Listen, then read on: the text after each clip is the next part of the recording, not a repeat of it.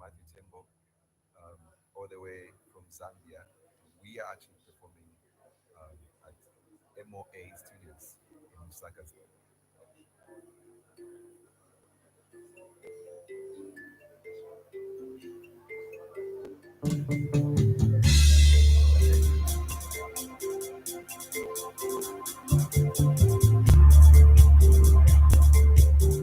Oh yeah, oh yeah, oh yeah, oh yeah.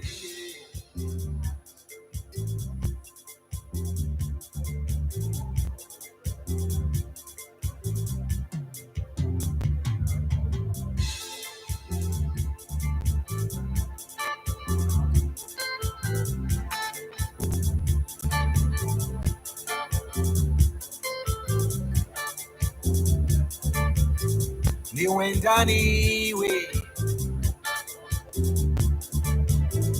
Olinachiani we, Ngalipase chani iwe, na wili bala mozulibe iwe, kunkana kunkana kunkana, kunkana katatu kumbaga liolila, kunkana kunkana kunkana.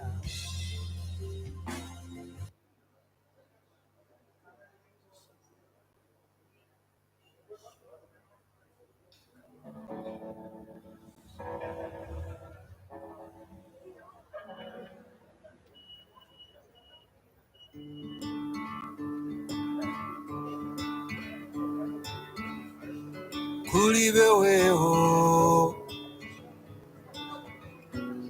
kulibe weho, kulibe weho, kulibe weho. Ukayangana pamaso panga. Looks like I'm having fun, dancing into the sun. Tell me, how do you do? Nikayangana pamaso pako. You would think that I'm having fun too. Ngati sulipo, my sweetie. Everything is nothing, my sweet. Ngati sulipo, my sweetie. Everything is nothing, my sweet. Kulibe weho, kulibe weho, kulibe weho, kulibe weho.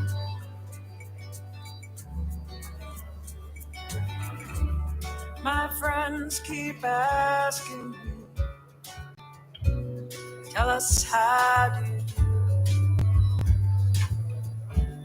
My family keeps asking me, tell us how do you do? Ngati sulipo, my sweetie. Everything is nothing, my sweet. Ngati sulipo, my sweetie.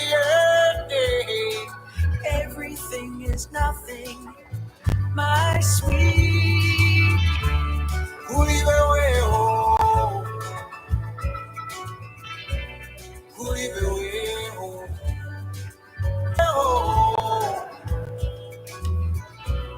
kulibe neho.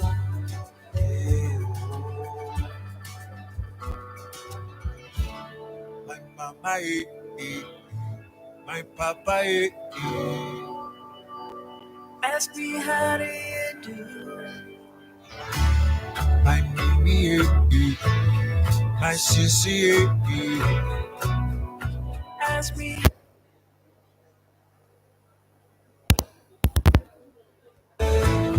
My papaya,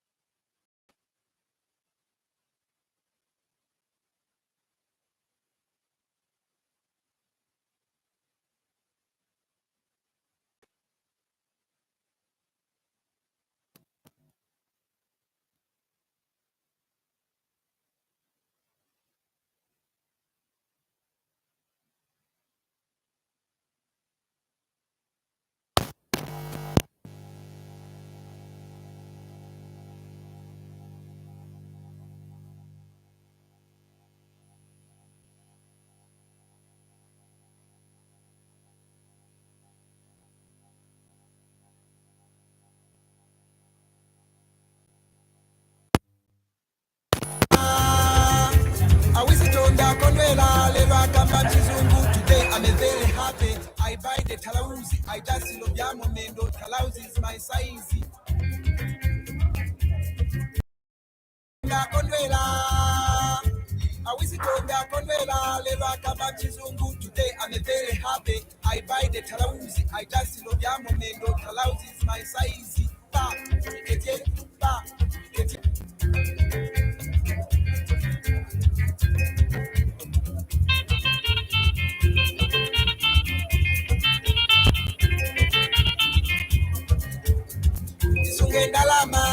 Sunge ndalama, kutitika kule ngombe, tikalimile fama zikoni.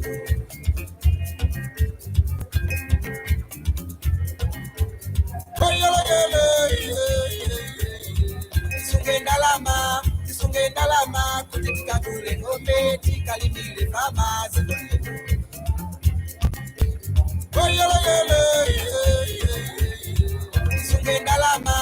Sunge ndalama, kutitika kule ngombe, tikalimile fama zikoni.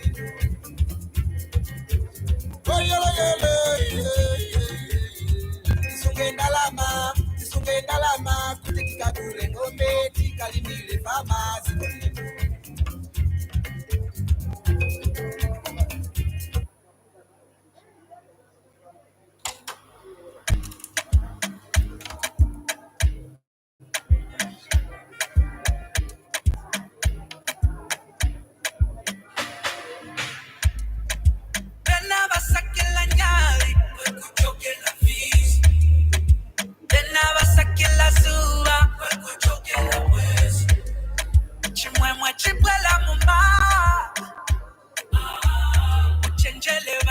batucha koma ineni nasangakale umutima mulibe wakumbali Bago Gucci, Shalako, Monaco, Milako, Unipaka Zungo, Shalako, Shalako, Shalako, Nati Bago Gucci, Shalako, Monaco, Milako, Unipaka Zungo, Shalako, Shalako, Shalako,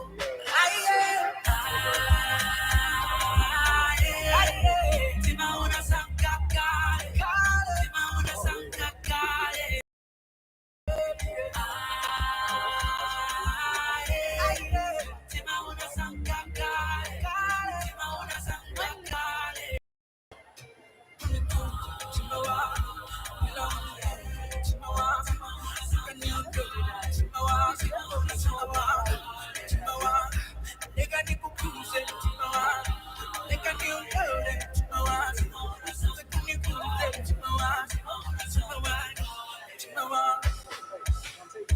Chino chalo neko kala oliva. Pena bakundo welela zoiba. Koma wine fili musa ufa. Abo ama bwetu awera. Kama gade sima yo sawira. Abo ama bwetu awera. Awera. Ako kuchi. Shalako. Monaco. Milako. Unipaka zungo. Shalako. Shalako. Nativa go kuchi. Shalako. Monaco. Milako. Unipaka zungo. Shalako.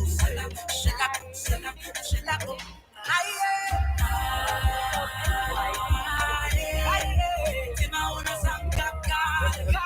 Timauna Sankakale.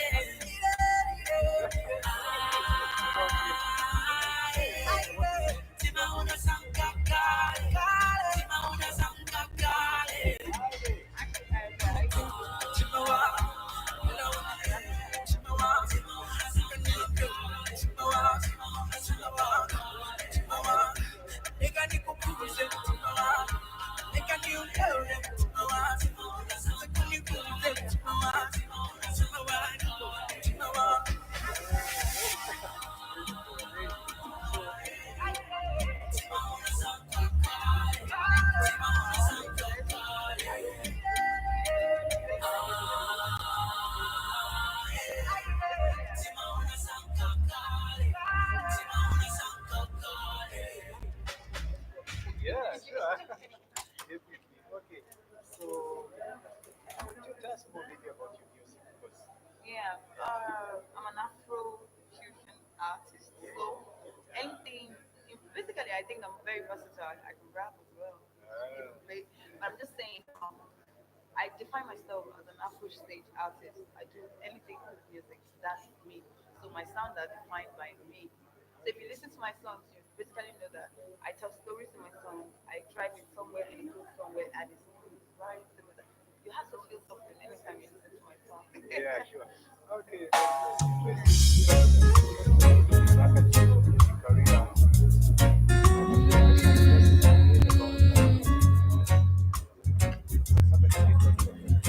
And hold your head up. There is you and there is me. There is so much in between.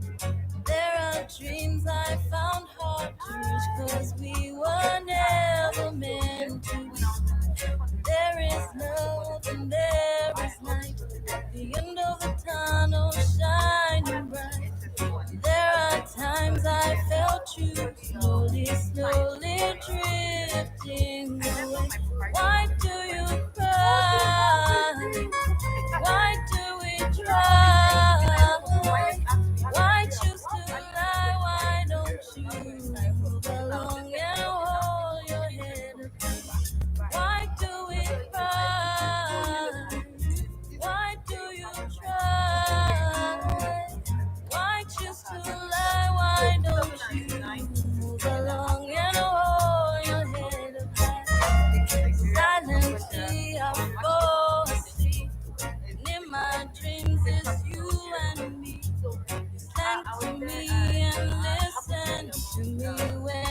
chose to lay my thoughts. We shared our hopes, we shared a life, we shared a time, shared our dreams, and built a love we thought could stand the test of time as we moved on. Why do you cry? Why do we try? Why choose to lie? Why don't you move along and hold your head up? Why do we cry? Why do you try? Why choose to lie? Why don't you move along and hold your head up?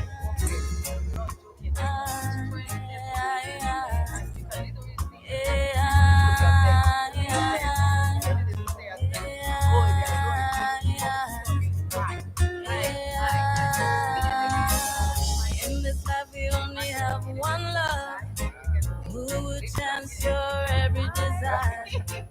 You know me, to hold me, and to follow me, and to go on and grow beside. Why do you cry? Why do we try? Why choose to lie? Why don't you move along and hold your head up? Why do we cry? Why do you try? Why choose to lie? Why don't you move along and hold your head up?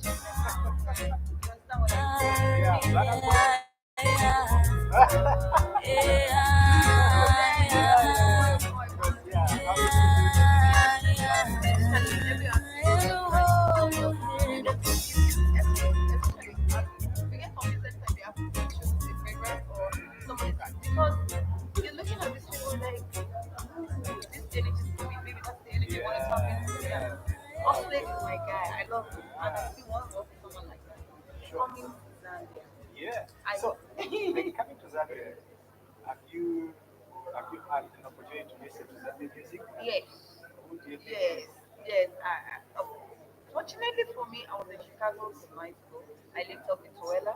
I lived up with J. Ross, yes. Yeah. And I'm still trying to reach out to you, my soul. Yeah. So I can at least get a few version of the whole Zambia thing that are doing so well. Definitely, yeah. We should actually. I think looking at Afrofusion, Jesus. So yeah. It's I know. so yeah. It's But really good. I like his sound. Ah. It's amazing. Yeah, I like his sound. Funny enough, I do a little bit of dancehall, reggaeton. So, like I said, I'm versatile. Yeah, Put me on the beat. I'll give you a minute to digest. I'll give you my best. Wow, amazing. So, when did you come to Zambia? I was here since I think about 4 days now. What's your experience so far? Oh God, I'm loving it here. The weather is so nice to my skin. Ah, Yeah, the food. yeah. The food. Chima. Ah, I love so, it, Chima. like Shima, like in Zambia, we call it Shima. East region part of Africa, and they call it Ugali. Ugali, yes. But only that, it's in terms of taste chunk, Okay. ours is a little bit hard.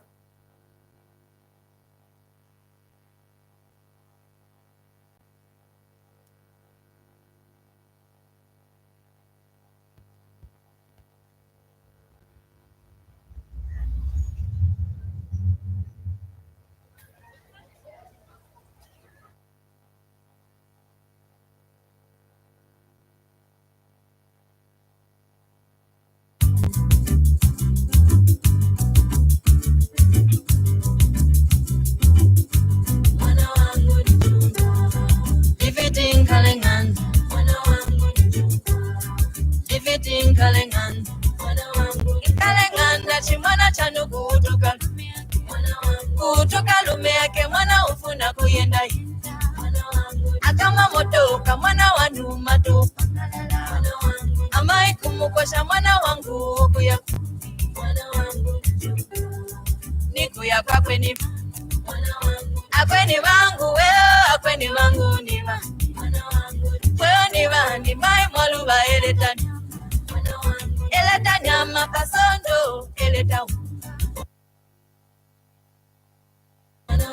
Mukuti pumuseka nkuku zonse zati kuti kokokoko,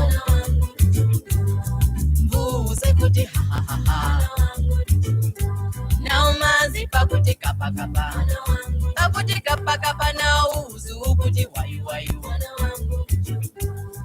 kiti pakuti ngau ngau, wafuma kutau ni mwana wanu, ukupikolokodo mwana wanu, ukunipomola mwana wanu, ukuni saladi mwana wanu, ukuma keke mwana wanu, ukuni vinyama mwana wanu, ukuni shuka mwana wanu, ukuni bata mwana wanu, maipa utokela mwana wao yewila pamwatu, upangatia maipa keshuka ni kumomoti, akati mkukiomoti, ango vina vina maipa, ifiti nkalenganda, ifiti nkalenganda. So, ladies and gentlemen, we will be commencing our next session in 5 minutes. Please do come in and settle down. If you are still outside, we invite you to come in and settle down as we commence our next session shortly.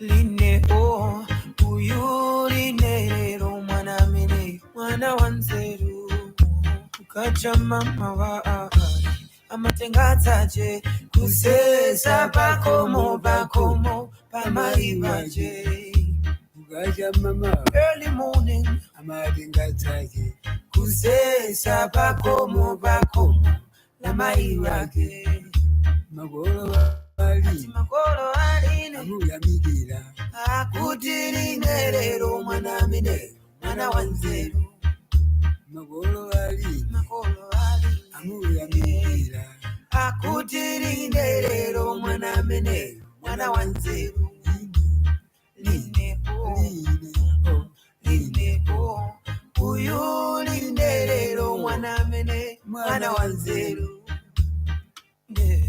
line o uyu linerero mwana mine mwana wanzeru ukacha mama wa amatengatsaje kusesa pakomo pamaivaje ukacha mama early morning amatengatsaje kusesa pakomo pamaivaje magolo aline amuyamikira akutirine lero mwana mene mwana wanzeru magolo aline amuyamikira akutirine lero mwana mene mwana wanzeru line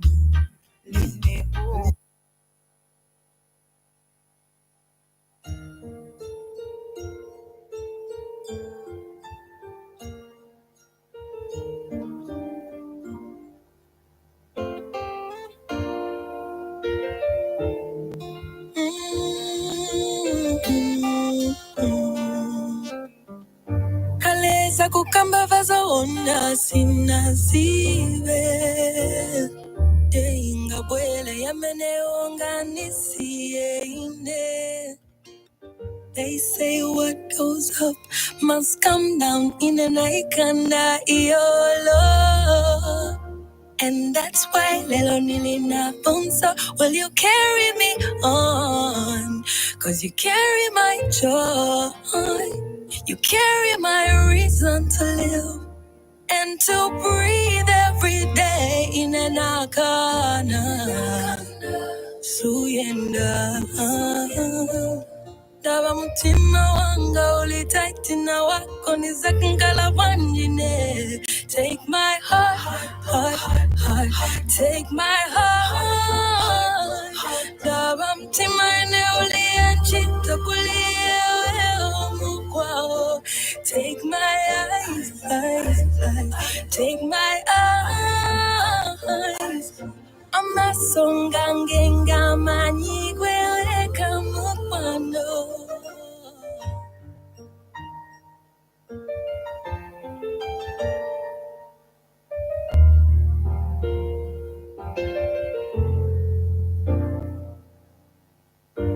I wanna be your lover, your shoulder when you cry, all day, all night, from sunrise to the sunset. When the sun goes to sleep, they can say. All right, ladies and gentlemen, it's 14 on the dot, and we will commence our sessions for the afternoon. A warm welcome, and hope you did enjoy your lunch. We are going to have a marathon for the afternoon as we head towards the close of this conference, but still have quite a lot of exciting presentations coming up and very useful information that we need to be able to provide, especially towards the end concerning what you must look forward to next. Now, yesterday we had a conversation on I think one of the issues that was raised during the morning panel was the fact that we seemed to be talking more about investors coming into Zambia to invest into Zambia, but we're not talking much about supporting Zambian local businesses to be able to build their capacity to export and to be able to take their businesses globally. And we did mention that the solutions lie already within the house. Some of the stakeholders that are present in this conference are already working in that direction. And this afternoon, we'll have the privilege to listen to one of such stakeholders that has been working in that direction. After that, we'll have a series of short video presentations, and then we'll proceed into a panel discussion to talk about the future of the IBEX conference, looking ahead. Honorable Minister did mention that there is plans to host the next conference in the US in 2026. So we'll have a brief panel discussion to just be able to give us insights into what the future of IBEX looks like and how we can position ourselves to be able to participate in the 2026 conference, which is coming up next year in the US. But for now, to get us into our immediate presentation, which will be focusing on funding or financing for export development, we are going to invite Dr. Chewe David to be able to come and speak to us, who is coming from the Zambia Export Development Fund. A big round of applause for Dr. Chewe as he comes to take us through that presentation.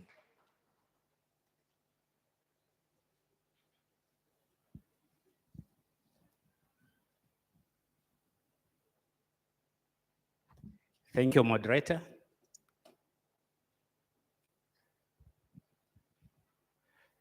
Whilst I'm waiting for the IT people to help us, I just want to appreciate the organizers, the Zambia Diaspora Chamber of Commerce, and all the investors and the other people that are here. Today, what we're trying to do is basically to share our story in supporting the growth of the non-traditional exports in Zambia. And I'll spend quite a bit of my time just highlighting what lessons we've learned and some of the challenges we've faced as we've been traversing across this difficult but surmountable journey. IT, just remind me, are you there?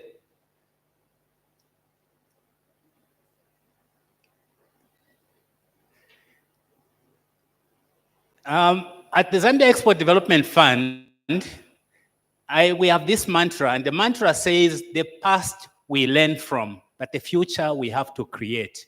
And this is what I'm trying to bring out in my presentation. So let's go to the slide. I want to talk about who we are.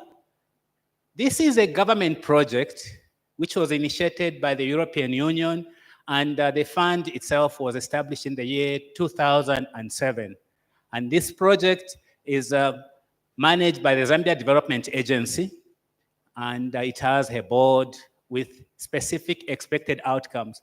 I think the key message that I want the participants to pick from here is that we have key imperatives that speak to the social development of this country. And number one, we need to contribute to the growth of non-traditional exports. And in this regard, we're talking about foreign exchange earnings.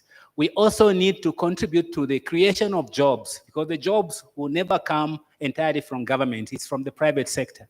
And our belief is that when you increase the number of jobs, you are actually helping to reduce poverty. And if you didn't know, we only have 5 years before 2030, and the government had an aspiration that by the year 2030, poverty will be history. So we've got a toeholder to make sure that this is realized. So at ZF, our foundation is basically the national development plans. Then we also have our own plan that the board has crafted, which also feeds into what's happening under the small medium enterprise development, and also as the country is opening up going into the future. And Vision 2030 is such a critical ingredient. We've just moved now into the 8th National Development Plan, and we need to deliver what's contained in that plan. In terms of how we are funded and how we've been able to navigate, this project was funded by the European Union, and they gave us 6.5 million euros, which money was used to help, first and foremost, address the structural problems that affect entrepreneurs. The problem we have in Zambia is that on one hand, we have entrepreneurs who are trying to play in the market, but their biggest challenge is that they don't know what the market wants. So they are busy producing, and when they produce, that's when they will go to look for a market. And their biggest challenge is when they get to a market, what they have produced is not what the market wants. And so we've been trying to help working around this space to resolve that problem so that it is no longer the stumbling block. And at this stage, what we're using this money for is a revolving facility. So those who borrow need to pay back in order for this money to revolve to others. And we are also participating in promoting exports of non-traditional nature.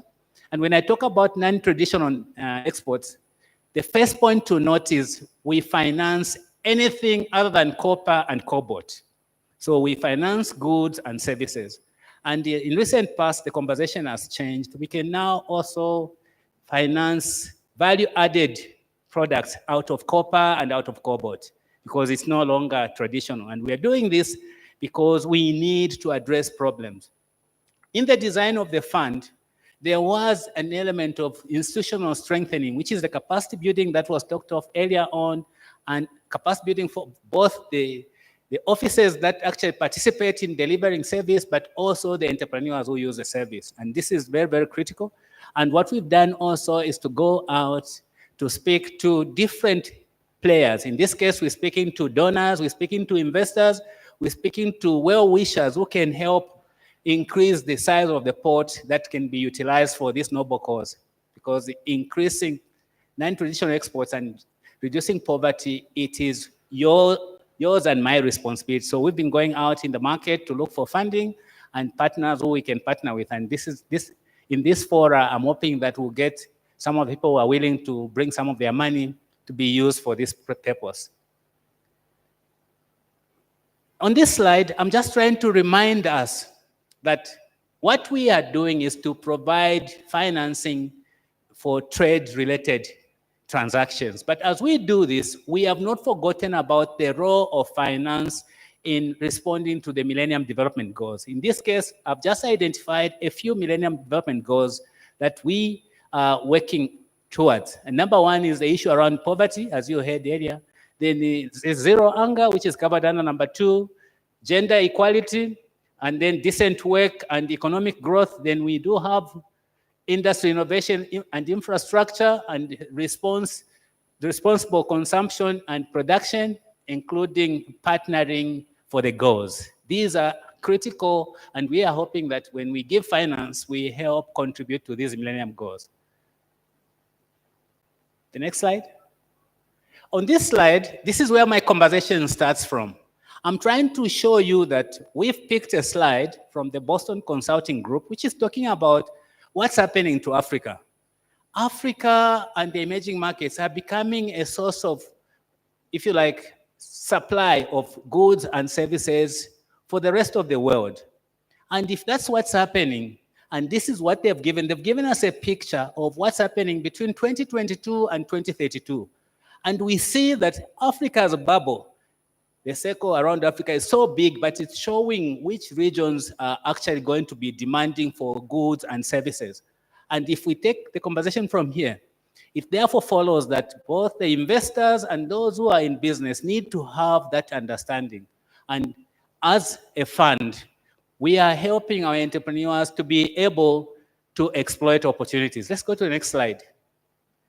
We think that, just as the slide shows, that there are some opportunities, but there are also some challenges. And some of the opportunities that we've been able to see relate to, in terms of accessing markets, now our entrepreneurs can do that directly and indirectly.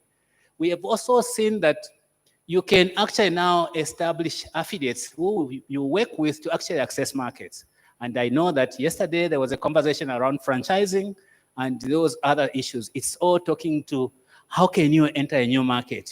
How can you leverage on your position or what you have and begin to go into the market and participate in global supply chains? Remember when there was COVID disrupted chains, but it created opportunities for those who are able to, and this is what we are trying to do. But we have one interesting challenge, ladies and gentlemen, and this challenge relates to when we look at what we have a challenge around statistics. We have a challenge around information. Here I'm talking about the rate of growth and how we can drive that.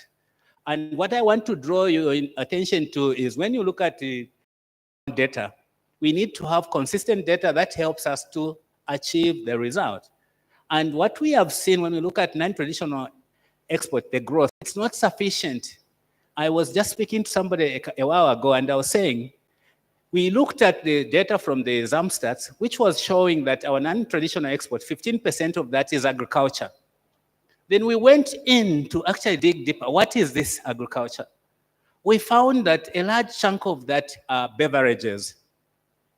A large chunk of that is yogurt. A large chunk of that is soya cake. Then we ask ourselves the question, where do we have a competitive advantage? Is this all that Zambia can do? Our understanding is that there are areas where we have an advantage, but we've not been able to leverage on that. And that's why we are saying, let's find out what we need to do to actually bring this out. And in my presentation, I will keep referring to this issue because we need to resolve that us in the room, those who are participating virtually, and the others who are not able to come. Let's go to the next slide. What I want to highlight to you, and this is our own understanding, is that we have unfulfilled needs for the exporters that we need to address. And this is why ZF and other players are very key in this conversation. Number one, we need to address the issues around markets, around industry, and trade intelligence. Time and again, people produce something, but they don't even know who needs it and when they will need it. So we need to address that. We need to have a mechanism for providing this information so that it creates a competitive advantage for our people. The other issue relates to you supply into a market and then the buyer in that market either it becomes insolvent or there are changes and you're not able to be paid. So this requires trade credit insurance, and our fund in our lending, we have taken care of that. The issue relating to working capital, our fund, as I will show you, we are providing working capital, but it's not enough. We need more money to actually go around. We need to have a bigger revolving pot. Then we do have a challenge around businesses that are looking for partners. And in this case, we need to find mechanisms for bringing in equity investors in these businesses that are being created. Unfortunately, our research shows that most of the businesses are of low scale. If investors are looking for businesses, say around $5 million under private equity, and then you find the businesses are less than $50,000, or you can go to $1 million in some extreme cases, but usually they are of low scale. So we need to find a way of addressing that. And the help for companies who are trying to invest in Zambia for export purposes needs also to be one of the key agendas, because when we look at where Zambia is, we find that we are not leveraging our position, and we can do something about that. And the last point here is the issue around connection. How are we connecting our exporters to markets? And this is part of what we've picked as a structural problem that we need to deal with. And I am submitting here that as ZF, we're a small team, but we are well positioned to help our exporters because we deal with non-traditional exports. So it's quite exclusive, but in that space, we can help our entrepreneurs. And in the next slide, sharing with you our strategy. How do we reach out to our clients and make sure that we get the most out of them? So we want to leverage on using technology and digital channels to reach our clients, but we also are providing non-financial support. Apart from financial support, we provide non-financial support. In other words, our advisory plays quite a big role. And here we want to share with you that one of the things we've been able to demonstrate is our expertise in trade and supply chain capabilities. In other words, using finance to support entrepreneurs. And here we are trying to help remove the risk, which usually the traditional lenders are looking for. Every time they don't lend to some of the entrepreneurs, it's because they are looking at risk. So we come in to try and remove the risk so that they can lend to you. And at the moment, and as a project, we are focused on helping to drive inclusive growth. In other words, those producers in the villages or in the places where they don't have access to market, how do we help them to participate in the bigger picture? In terms of our market focus and what we are doing, I just want to submit that our thinking is first, let's start with what is easier to do. So regionally, we will look at the Southern Africa Development Community, SADC. Then we look at COMESA. Those are easy to do because they are backed by regional. Make it easier for us to work. Then Africa Continental Free Trade Area has come about. We now need also to help our entrepreneurs to connect and to begin to participate. Then the rest of the world. So in other words, the focus is more on how easy is it to service this market. Where it's a little bit difficult, then even the focus will not be as, it will be like that. And at the moment, what we've done, there are key sectors that we are supporting, and we've listed some of the beneficiaries of funding from ourselves. So you have leather industries, we have wood and wood products, handicrafts and art, primary agriculture and business, women in mining, organic products. We also support the services sector, including transport and the like. So it is all encompassing. And what we do, we don't compete with the banks. We complement the commercial banks. We are a development institution. The banks have a commercial agenda, so we need to meet somewhere. But when it comes to pricing, then there's a distinction because we offer our funding at a lower price compared to the banks. In terms of our products, we basically have what I would call direct lending and indirect. Under direct lending, this is where we are providing working capital and related short-term financing structures, such as order financing. We can also do the input financing, just to make sure that entrepreneurs have access to their short-term working capital. And this is up to 12 months, but we usually try and track the cash cycle, because all our lending is understanding the cash conversion cycle of the business. So we don't want to give a straitjacket. It fits into how the business generates its cash. In terms of indirect lending, remember I talked about de-risking. Apart from just using insurance, we also are able to provide guarantees. So those guarantees help to support entrepreneurs. Some of them may not need to come and borrow from us, they'll borrow from the banks, but we give them capability.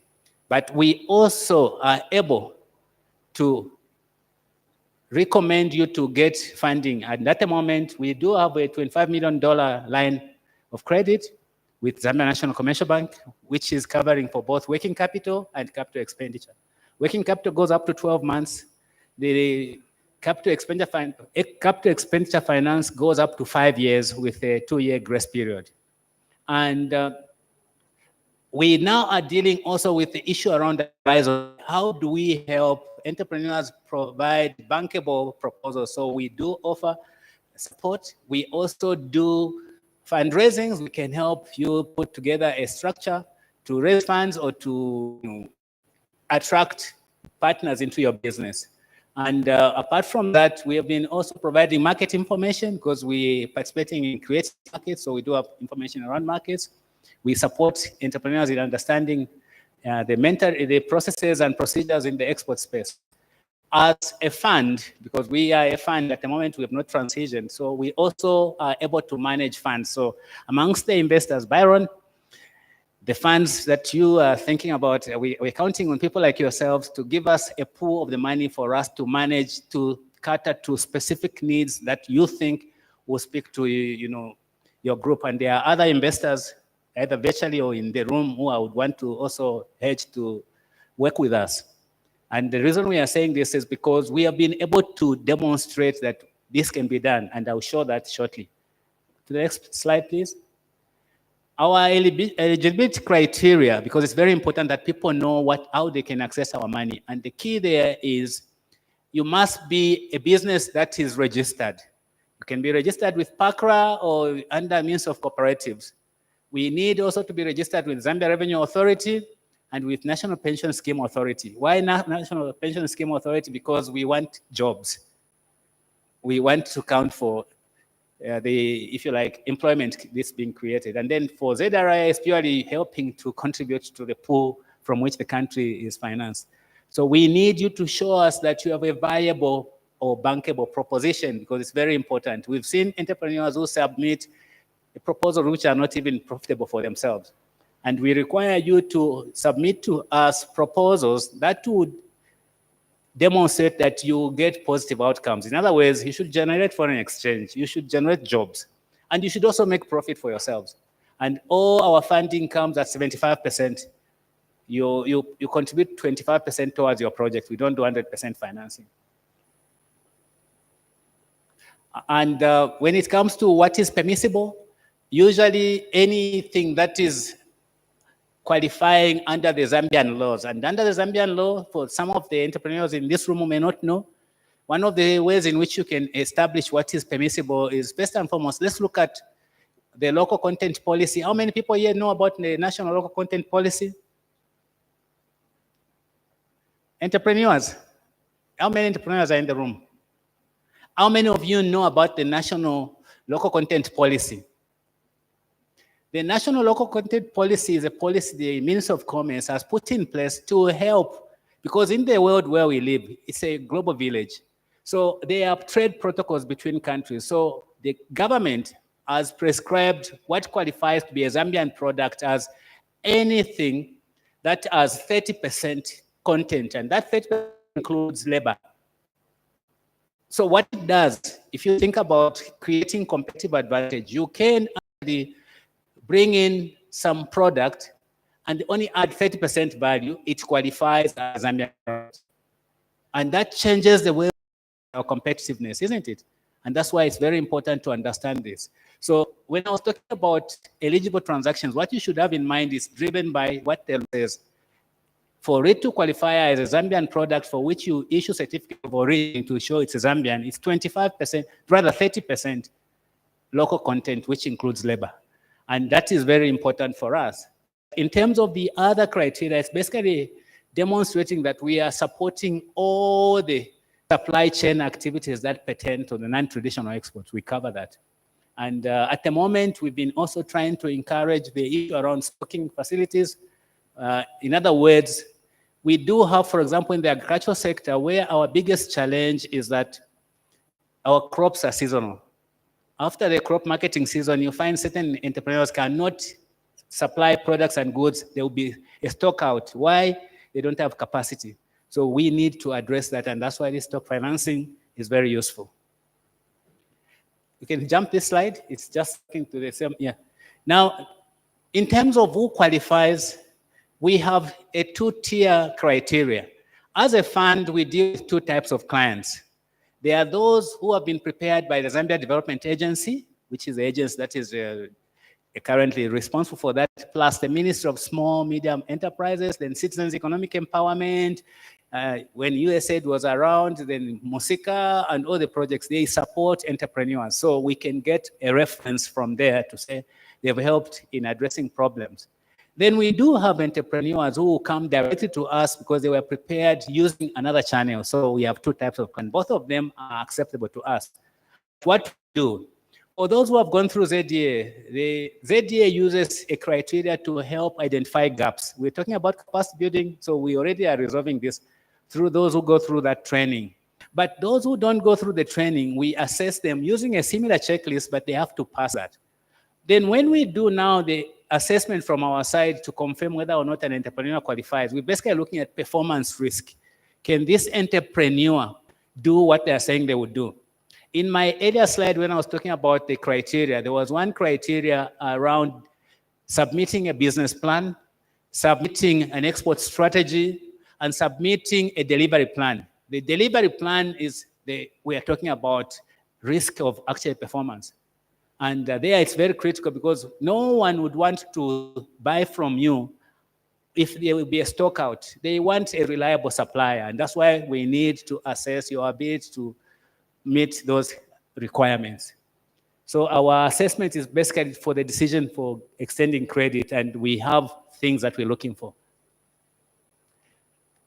In terms of how long it takes to process your loans and whether there's been any positive feedback, or some people think that it doesn't exist because first time they're hearing about this. So what I want to highlight to you is that our process is that if you submit all documentation as per the prescription, within 30 days, we'll be able to make a decision. So you're able to get your money within 30 days if you meet all the documentation. But our practice has been that usually entrepreneurs submit incomplete documentation, and when we ask them to come back to us, it takes up to about maybe 120 days. But we are able to turn around a loan within 30 days. The monitoring and evaluation process for us is very critical. It's part of the procedures that we follow. We use it during the pre-appraisal. Before we do the appraisal, we do the visitation. But post-disbursement, we also get periodic reports which inform us on how you are performing in terms of the jobs, in terms of the exports and the challenges you are facing. Because periodically, entrepreneurs, for example, face border-related issues where products cannot go across the border, so we are able to escalate through the Zambia Development Agency and Ministry of Commerce to Ministry of Foreign Affairs. And then there are times, for example, where it is just a tactical issue. The entrepreneur was late in submitting the product to the other side, so there's a delay in payment, so we are able to take that. And that the monitoring and evaluation speaks to two constituencies: for ourselves internally to satisfy us that We have a robust process. But for the people who give us money, we also are able to account for the monies and how it's working for the intended purpose. So this is very, very critical for us. In terms of documentation, I've just listed the key documents here. So you have to give us a request which has to be in written, then certified. Rather, you submit an application form which is prescribed, then certified documents. I didn't tell you that our funding, the majority of the business should be Zambian. So if you are going to access our money, the majority of the owners of the business should be Zambian. If they are not, you have to share with us your plans as to how you are going to help them. We do this deliberately because we do recognize there's a need for transfer of knowledge and transfer of technology. So that has been built into the model. But we require financial statements which are audited. If you don't have that, we can take management accounts. And we have had some experience when we've been looking at what's happening in the market, and I'll quickly just take you through this. And what we've established is that first and foremost, it's very clear that in order for Zambia to participate in the international market on a sustainable basis in the non-traditional export sector, we need competitiveness. In other words, competitiveness on quality and competitiveness on cost. If you're not producing at the right cost, you'll not be able to participate. Then there's an issue around quality and value added. These are very critical. Then the issue around exchange rate, with a weaker kwacha like what we're seeing now, exporters should be excited. But what do we see? They are all complaining, and we're saying there must be something fundamentally wrong, because an exporter should not be worried. They should be excited. Then we do have the issue around long-term productivity, because no one will give you a contract to supply on the long term if you cannot prove to them that you'll be there for them tomorrow. Remember, we're talking about supply chain. You'll be a disruptor of supply. And it's also important to look at growth rates in other countries, because it gives you an idea as to what you can do to ride on what's happening in that country. And time and again, our entrepreneurs miss it. You find they're investing when the market is already at its peak. When are you going to take advantage of the market? Because you need to invest at a time when prices are unfavorable, so that when they pick up, you'll be able to benefit from that. So we have noticed from our lessons that it is imperative that as a country, we need to create an integrated and competitive supply chain, particularly for the agri-food business, because this is a space where we have capacity to make quick gains. In other words, and I was talking to somebody just over lunch, I was saying, for us, we don't only look at the grower or the people that are exporting. We want to know, where is this product going? Who is using this product? What are the things that they are doing with this product? Because that is what's going to give you an idea as to what is possible, even when you are making investment decisions, and where is the gap. At the moment, what we see is there is a focus on supply, then without relating to demand. And we are saying we need to have an integrated and competitive approach so that we resolve these issues. And in this regard, we are suggesting that we need to reform our transport, storage, and distribution services, because this is one of our biggest gaps as a country. And we've seen other countries have been able to resolve this. Then issues around engagements, we have to be proactive. We don't go to, like when we take entrepreneurs to a market, you find they are not ready. When somebody says they want to enter into a long-term supply for a certain quantity, no, I'll get back to you. It doesn't work that way. We should have already prepared before we go to market. But time and again, our entrepreneurs go to market with that understanding that they will just go and observe, but the buyer wants to buy. And the products, they don't know even how they will deliver. And those are things we need to resolve. And this is why we are suggesting we need to have long-term planning for promotions and trade shows. And I'm happy, Mr. President, you talked about next year, the activity that's happening. So it's high time that people are ready before that, not preparing 2 months before. It's too late. I will jump this. I've already spoken about it. We want to succeed. But I'm trying to show you that as a fund, and I'm trying to justify why I had to come and speak here and the lunch that I had. Mr. President, I'm confirming that as an export fund, we are actually helping the entrepreneurs to walk the journey. And how do we do that? We speak to them around what needs to happen if they have to export. But above all, in the financing side, that is where we are actually bringing our expertise. In between, we are just supporters, supporting ZDA, supporting you and other people, because we know that the exporter needs to walk this journey, and we do know that every exporter has a unique journey which we need to comply with. So ZF is available to help you walk that journey. I will jump this, but this is a framework that is helping us in terms of how we think about exports, how we think about entrepreneurs. You can see on the left side, we know that entrepreneurs who are coming to us are of different sizes.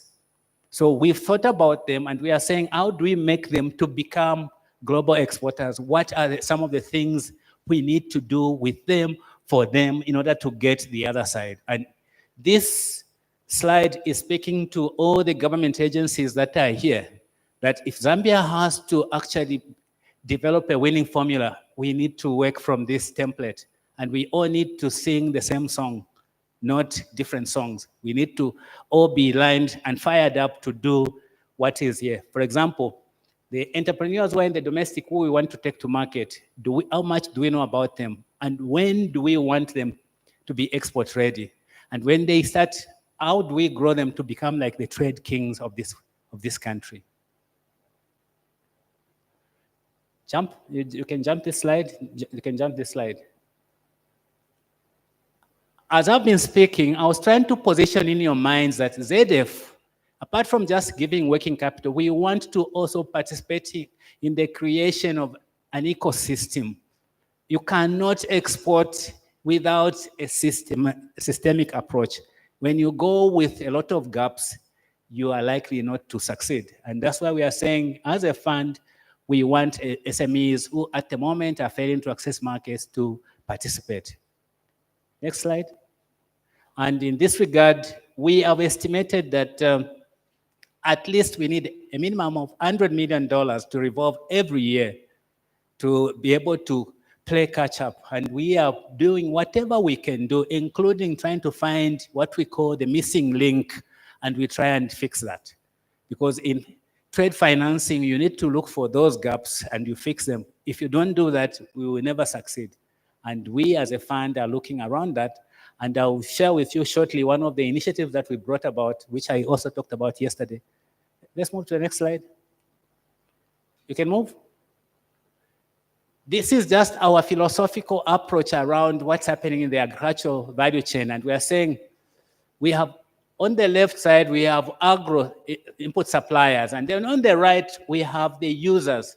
And in between, there are different processes. So how do we make sure that the right financing is available at the right time for anyone who's playing in this value chain? Then in between, how have we resolved all the infrastructure that stands in the way of making us succeed? At the bottom, where ZF sits, we are also looking, what's the role of research and development? Or what about the regulators? Because after time, a lot of people produce only to find that their product is confiscated because there's no focused approach. So this is one of the things we're trying to resolve. Next slide, please. I should be concluding now.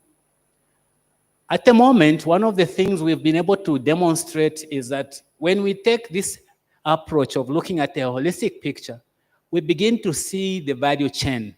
And with the value chain, we then identify what are the types of financings that are required to make sure that the entrepreneurs get the right financing. And this philosophy has helped us in making sure that you don't give a piecemeal solution to entrepreneurs.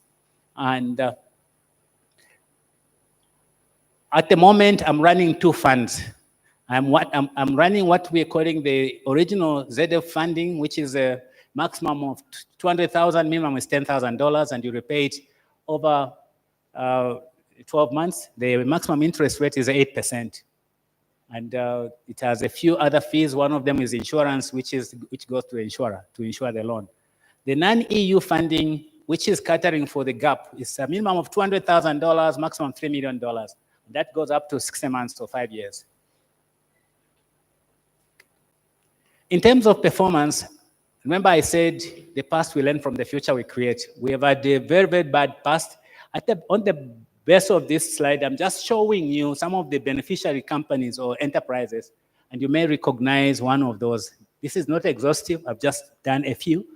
But when we look at comparison, in terms of new loans, last year we did just under $1 million, and the year before last, and the last year $1.1 million. In terms of disbursement rate, the previous year we did well at 95%. Last year there was a reduction because the entrepreneur didn't meet the criteria. And then repayment rates, we have a challenge there because of seasonality and all these issues that entrepreneurs go through.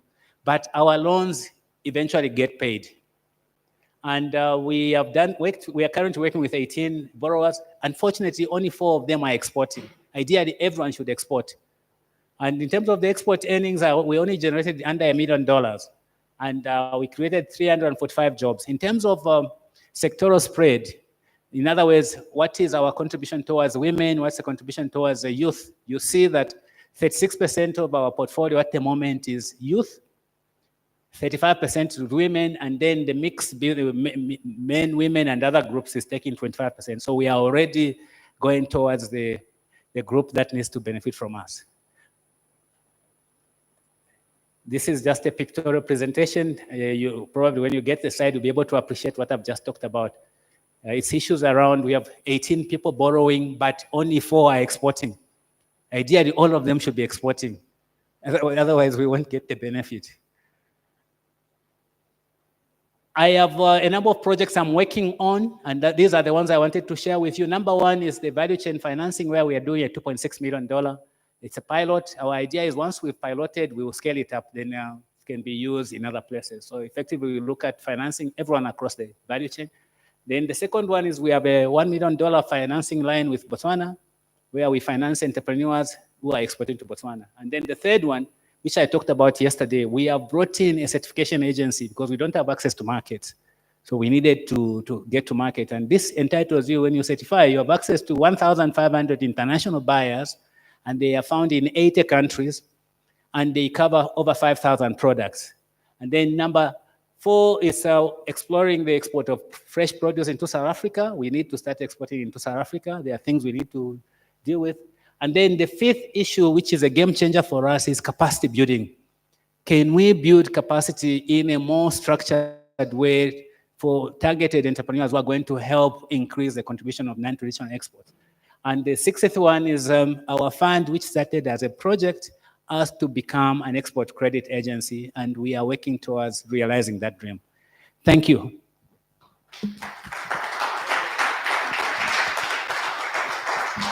Thank you very much, Dr. David Chewe, for that. Zambia Export Development Fund. Ladies and gentlemen, there's money involved. Let's ask questions. All right, so we'll take the first question from here. And let me see by show of hands if we have any other questions so that we can quickly manage the... Thank you. Mine is not just a question, but also a reaction. You talked about information, and then the gap that I'm also seeing is the targeting. Like we are sitting here, we talk about agriculture. Agriculture needs land as one of the factors of production. But then all the people who have free land, they're not here. So my suggestion would be, let's take what you are explaining here to the people who have land, they have time, who are the small-scale farmers.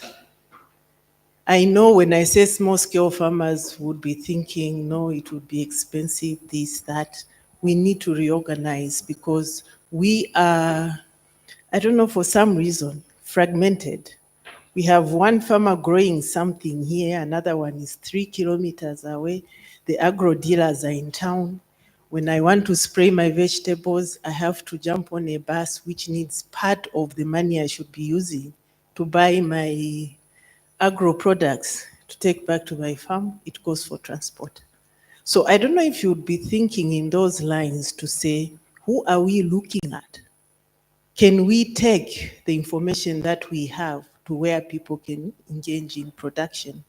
Because I think in the urban areas, most of the people who do what they do, they start by being employees, and this is just what they call, the kids say, side hustle. When the side hustle is building up, some will have the courage to leave their formal job and go and do it full time. Others don't. It's just part of the things that they do. So my thinking is that if we could go to the people who have the land, they have the time, concentrate on bringing them together, instead of them being fragmented, can we be thinking about opening up, say, with the chiefs, give us land for production, and everybody goes there to go and produce, then I think we'll have more to export. So I'm also referring to your slide on ecosystem approach. It starts with the agro dealer. The agro dealer is in town. And when you look at the distance from the producers, who I think the next ones in line of the value chain, they are so far away. So that would be my suggestion on probably how we can best approach this. It's a good thing. The other point, I think I've lost the thought. Thank you.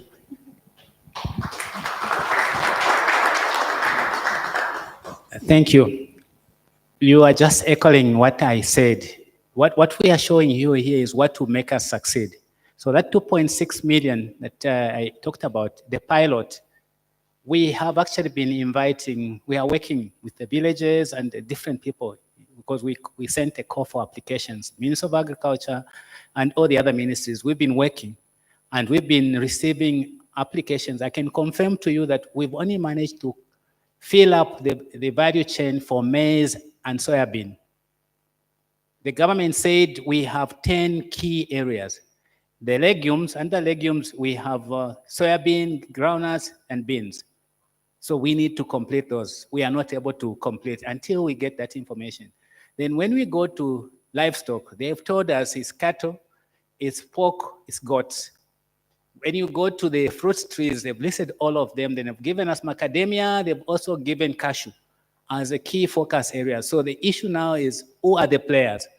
Remember, I am a financier. That is my role. This is just a value added. My main role is I need people to lend to. But you and a few other people in this room need to create that capacity with me being a helper, not me driving it. If you give it to me, I am only, it's just me and Angela, the two of us. We cannot cover the whole country, but the ministries are everywhere. It's your responsibility to drive that agenda to make us go to where we should go. Thank you so much. My name again is Francis John, all the way from the United States in Kansas City. Your presentation is very explicit, to be very honest with you. It didn't lack nothing. We from the diaspora, as an American or American citizen, what we know that investors will like from our own perspective, because we've done it in a few places, is up-to-date data, because sometimes we may run with this booklet with all the information we have on this booklet. Maybe in a couple of months, so many things have changed and it's not well updated. And we're busy selling the content here. At some point, they look at us like, what are you bringing? You said you have A and you only have an X. So if there's a way, you can work with either Zambian Diaspora Chamber of Commerce or the diaspora or the Ministry of Foreign Affairs, whatever department. If we can have like almost monthly up-to-date information, it will help us. So when we are talking, we know we're saying the right thing. And investors will believe us more that yes, because they will Google, they will make phone calls with you, and possibly what we are selling is already outdated or some investor have already taken it. So, and when they're calling you and you said, oh yeah, we used to have it or we don't have it, that now brings us that, considering our call and where we come from, like we're fraudulent, we're bringing fake information to investors. So I will appreciate in a sense whereby if you can have a proactive department that you can perhaps collate most current information onto them so that they can continue to outpour this information online, digitally, so that we can be on the same page. When they call you, you said, yes, we have this. And you have such representatives that are doing that for you. Then another thing to buttress on, there are other ways to do what you're doing. Because I've done one for one country whereby I was asked to give in a letter to represent that, to help them find investors in mineral resources. And they streamline exactly what they're looking for. So what I'm saying is, maybe at some point, you might have to look for resourceful people, maybe indigenes from your country, not necessarily us, whom you found have done very well. And start appointing them and challenging them, to say, hey, you've been there for so much years. Why don't you use your expertise for being there, your strength, to help us find whatever area of your strengths are. I think buttressing all this will really help us as, coming from a low life to a high life. So I think that will help us. I don't want to take most of your time, but information is power. Current information, digital information, whatever it is, that you can put on there to support us, to support you. Thank you so much. Thank you. I guess my reassurance to you is that has been recognized already, and I do know for a fact that the Zambia Development Agency is working towards addressing that problem so that we have timely information.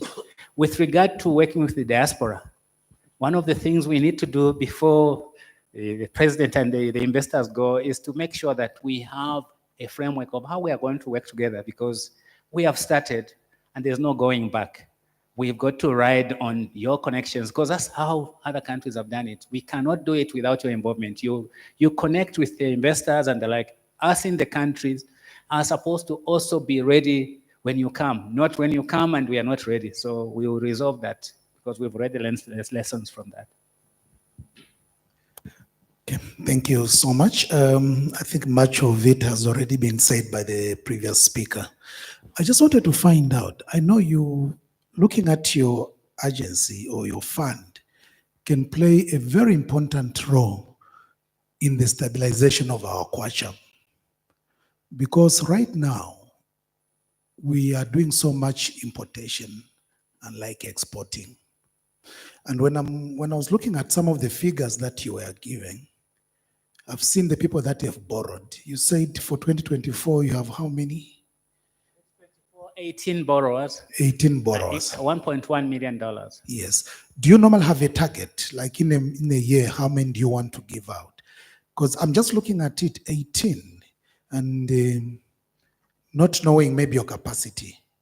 Because the more we bring a lot of companies or individuals, entrepreneurs on board, and with a mind to export, surely I think this is going to put us at another level in a way, in terms of stabilizing our kwacha.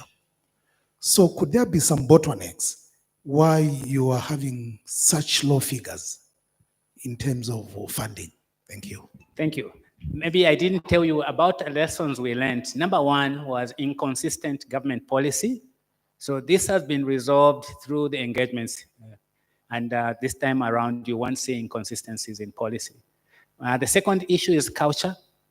People want to borrow and not want to pay back. So we've dealt with that issue. We pursue borrowers, even when they pass on, we go to the next of kin or the administrators, because our loans have to be recovered in full. The third issue, which I've been speaking about mostly, is the issue around capacity building. The people who come are not necessarily ready, so we need to do handholding. And then the fourth issue is that of, we have not been doing the right thing. Remember I said our people produce without knowing what the market wants. I didn't want to say this, I'm not an alarmist, but from the data that we have, Zambia has 61 standards, Malawi has 500, Kenya has 2,000, South Africa has 10,000 standards. How can you compete? Those are the part of the underlying issues when you're talking about building capacity. Before I even come to talk about funding, because funding will come if I actually have transactions. I need to prepare the entrepreneur, or we need to prepare entrepreneurs. And once we prepare them, we'll resolve this puzzle. This is why we are doing pilots to help us learn, and we use that to get us to where we should go. Remember, my presentation was largely focusing on the 6.5 million euros that we got, part of which was used for training. So it was a sunk cost. Part of it was meant to help build, like for the women in mining, we bought them a lapidary. The timber people, we bought them a kiln. It was part of building capacity, but it was gone at some point that they should have been contributing to the pool, but they didn't. Why? Because the market collapsed and we didn't resuscitate it. Now we are resolving those market structural issues. So these are the issues I didn't tell you about, but we learned from that. All right, a big round of applause, ladies and gentlemen, for Dr. David Chewe. Thank you. So quite a lot to learn from the Zambia Export Development Fund. And now we know what they're up to and what is available. Remember, it's not just funding or lending. I think Dr. Chewe did highlight the different models that they're using. So there's direct lending, indirect lending, there's of course fund management, but I think a critical aspect that he highlighted is also around advisory services, which also is part of the critical role that they are playing. We're open to continue to engage with them and see how we can tap into those resources, both in terms of finances, but also the advisory services that they have to offer. We're going to shift our attention, and I want to invite you to turn to the screens. We're going to go to a row of 3 videos from some of the voices from the diaspora. Some of them are people that are running businesses, and they're going to make an open invitation to explore possible partnerships and collaboration with the local businesses here. And then afterwards, we'll come back into a short panel discussion on looking forward and getting ready for the next conference 2026. So for now, please turn to the screens for a short series of 3 videos. And I'm so excited to be here with you guys. A special thanks to the Zambia Diaspora Chambers of Commerce for this special invitation to partner in this online.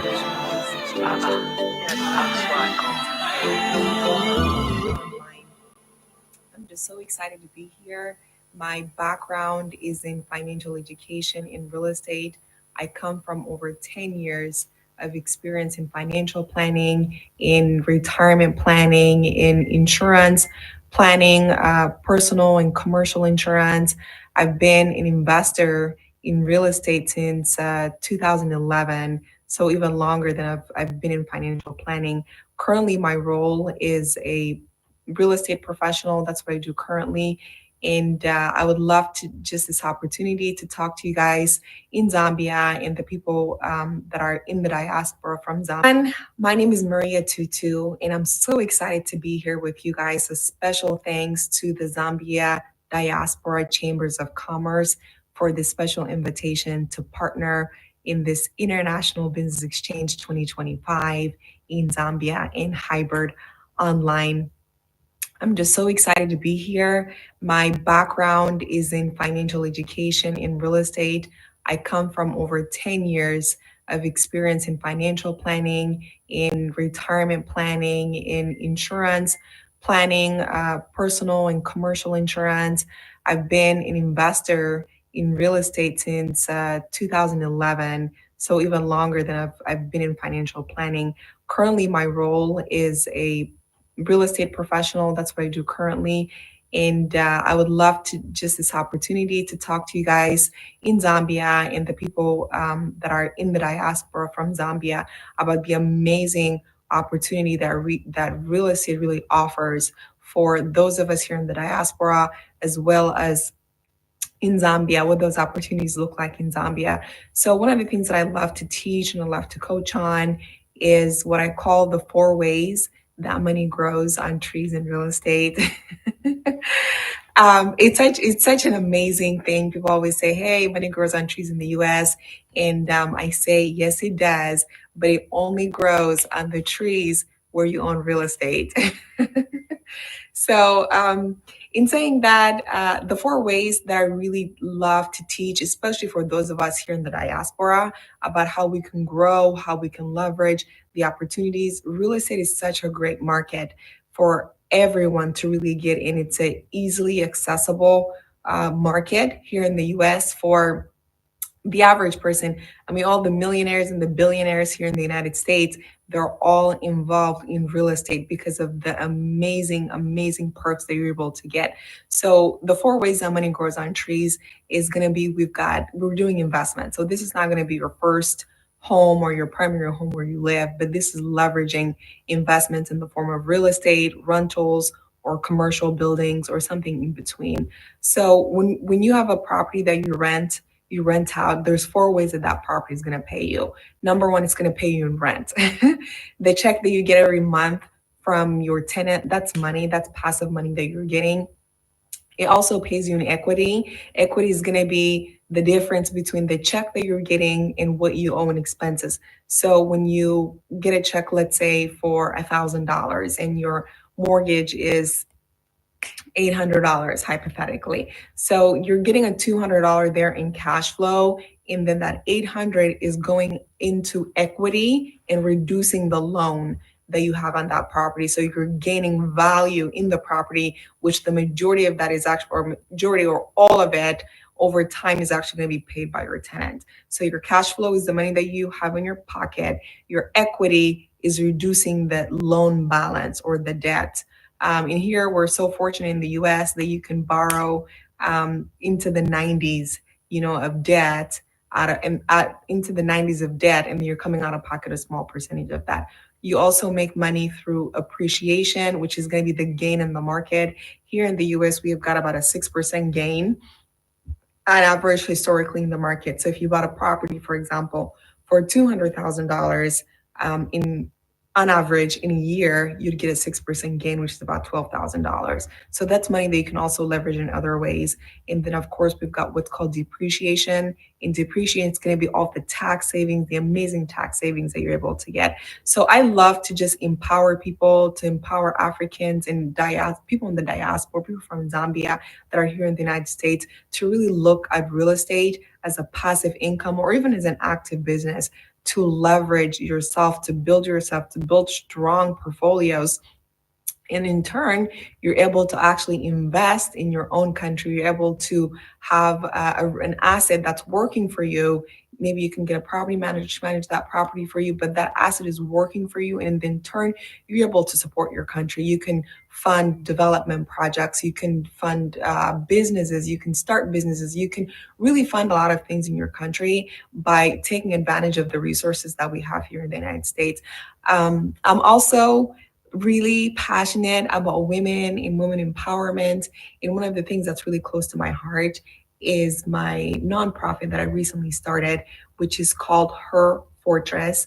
And Her Fortress is an organization that really empowers women. We equip women and we elevate women in the diaspora to grow both personally and professionally through financial planning, through networking, through mentorship, through connecting them to resources that are really vital to our everyday lives, whether personal, business, or anything in between. I would love an opportunity to answer any questions that you guys might have or coach on any topic in the future. Again, my name is Maria Tutu, and the best way to reach me is through my cell phone number.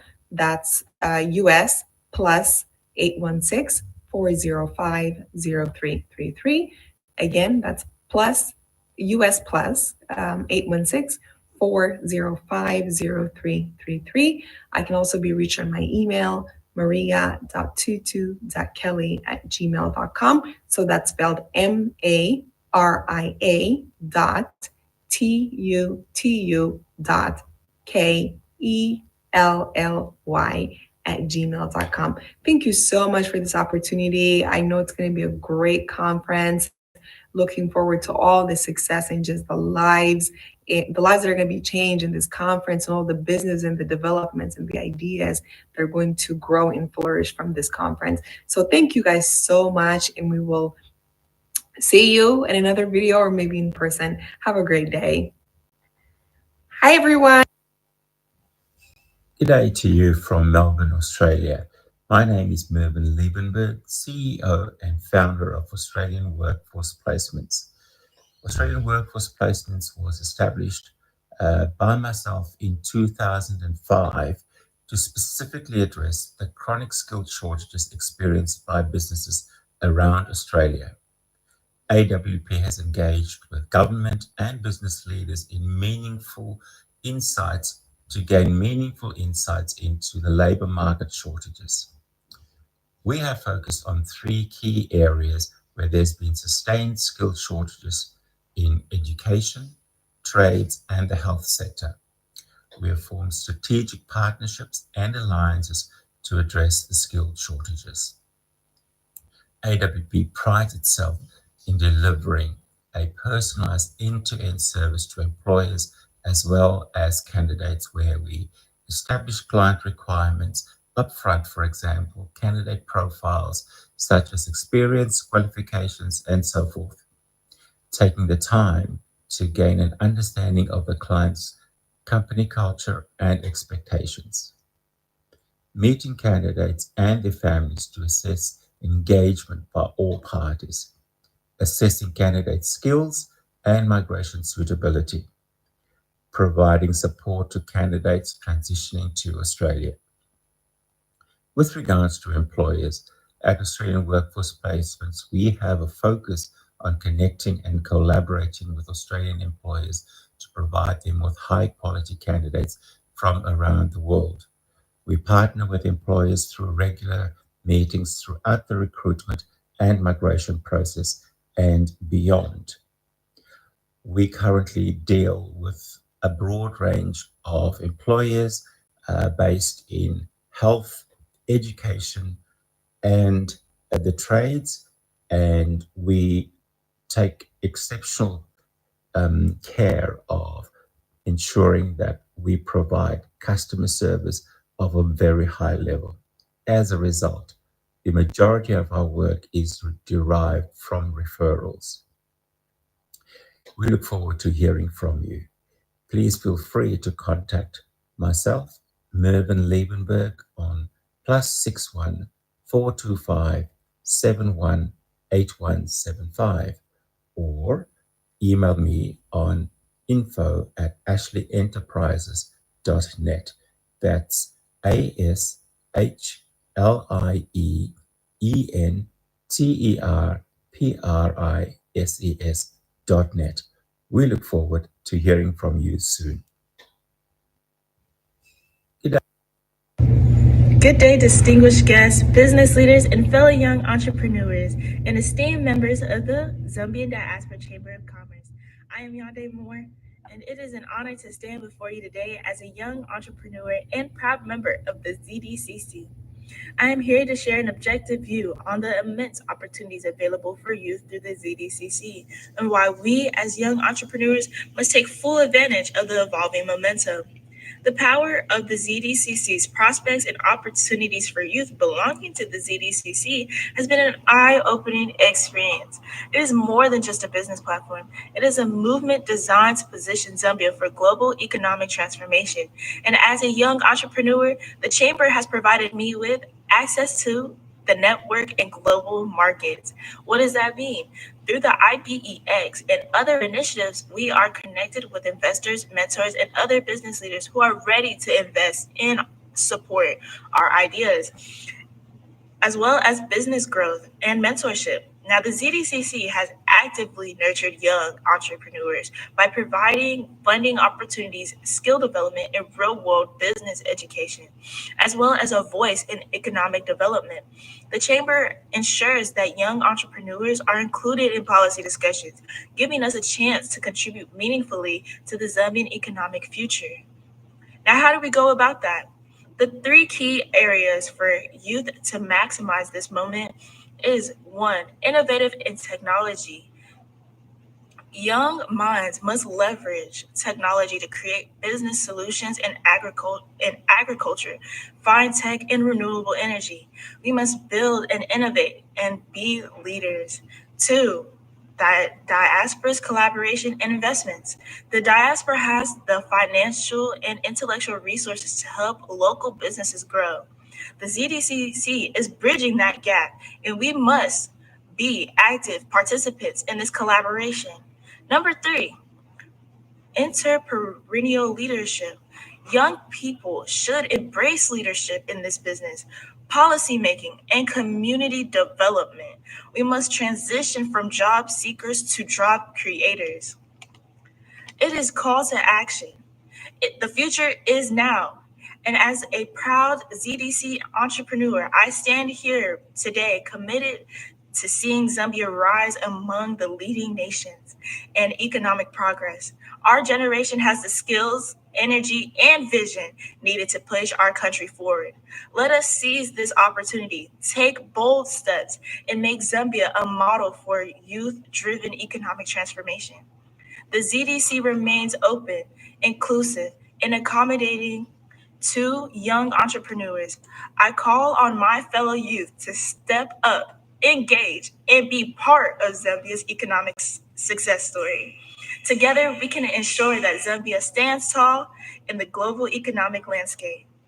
Thank you for your time and attention. May God continue to bless Zambia and all of us working towards its growth. Thank you. Right, thank you so much. On that youthful note, let's begin to talk about the future.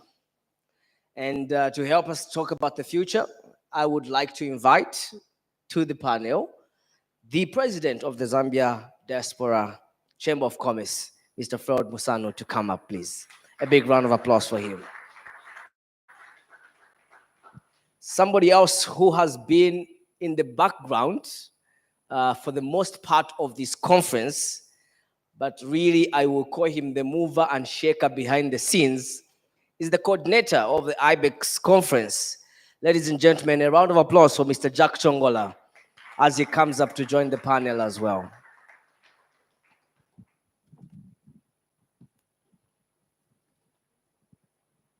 That's okay.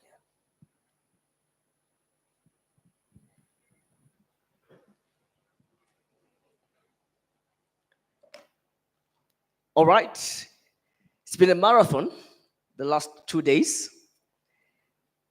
So much has been said, so much has been done, so much has happened in as far as networking, opportunities for collaboration is concerned. Let's start by just hearing your quick perspectives of how you think the last 2 days has been.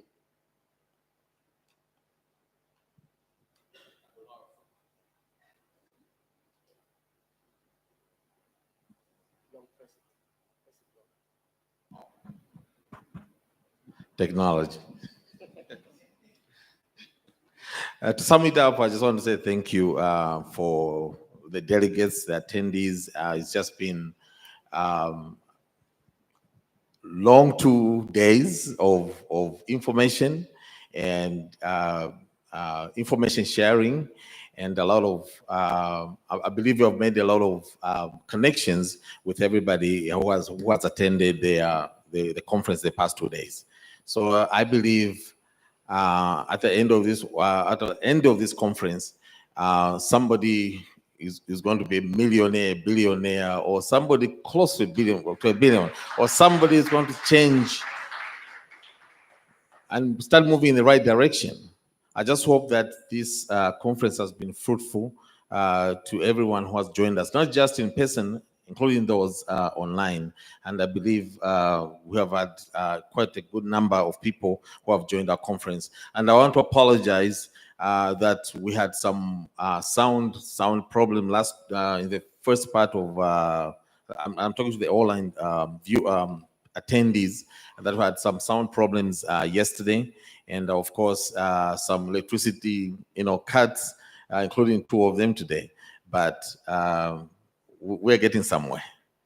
All right, thank you so much. Mr. Chongola, your perspective and overview of how the last 2 days has been?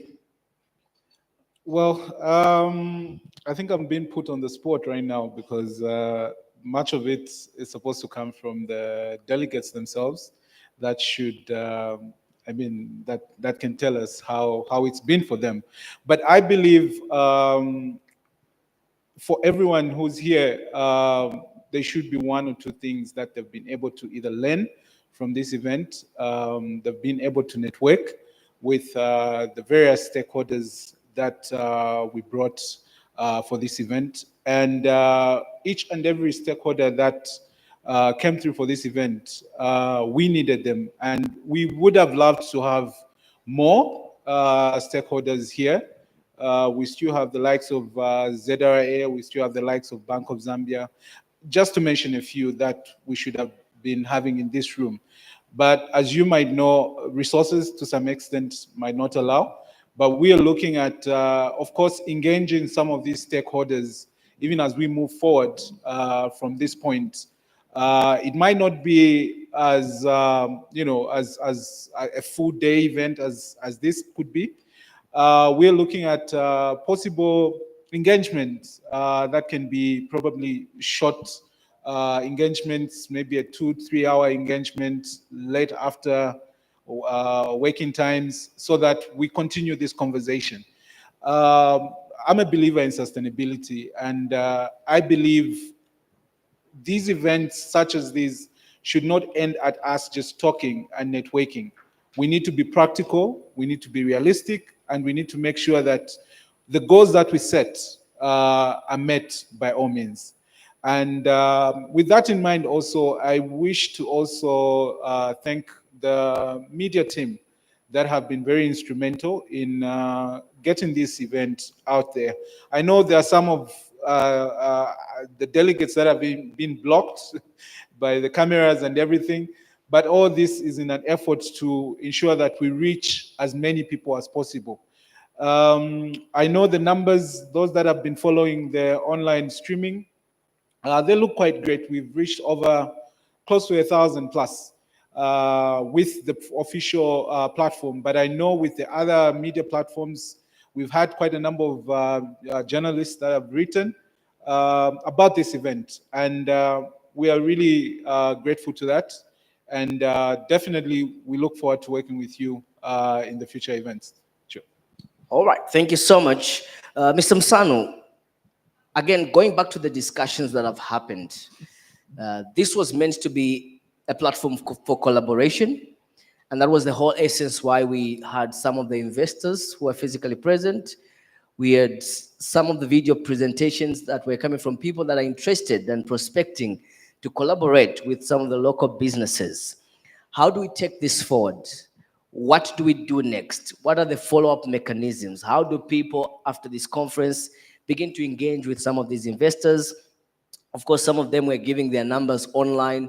That may not have been very clear to everybody, but through perhaps the Zambia Diaspora Chamber of Commerce, how can the delegates of this conference be able to follow up with some of the prospective investors that were presenting during this conference?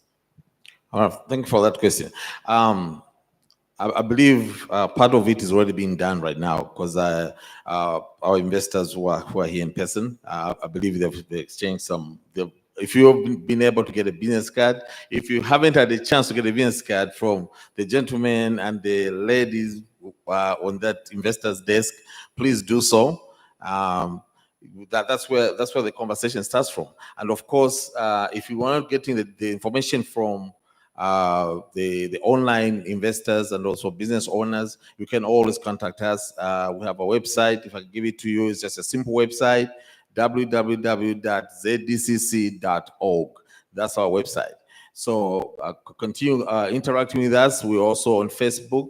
The events manager here has just been talking about the virtual space. So we're on Facebook and also on YouTube. Are we on Twitter as well or not? He says we are pretty much all of that. So just look for ZDCC or Zambia Diaspora Chamber of Commerce. We can continue the interaction on that platform, those platforms. While you're talking about that, beyond the digital platforms where people can engage, how else can they engage with ZDC in terms of what other programs are there? What else could they be able to tap in from your end? Of course, much of it is information first. I mean, first of all, I mean, one of the investors was talking about being online. First of all, I mean, for your business to get ahead of everybody, because anybody can start a business and anybody can open a Facebook page. But how many people go to Facebook? There are people who have just totally closed themselves from Facebook because of what is going on. People just, exchange profanity, and it's just a mess. So you want to go in a space that is much more cool and which goes towards supporting your business, and opening a website is one of those. And that is why we spoke with one of our partners who does websites, domain, and he's giving us those discounts through ZDCC. But of course, you can also interact with us on our website. There's on our website and also on our Facebook page and also YouTube. Right. Mr. Chongola, from a local perspective, how else do you look to engage with the delegates? What are some of the follow-up mechanisms beyond the conference? So much has been invested in this conference. We've had so many partners, stakeholders coming on board. How else can we remain relevant and active at a local space?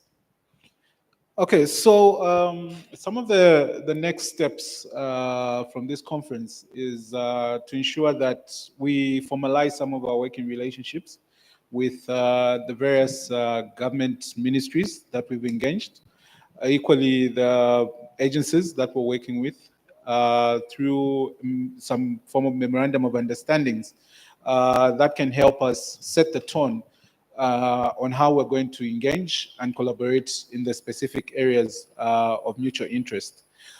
Furthermore, we have various sponsors that made this possible or supported towards making this event possible. We equally want to engage further and see how we can establish, how we can pretty much establish further engagements to ensure that we mutually benefit from what we're trying to do as an organization.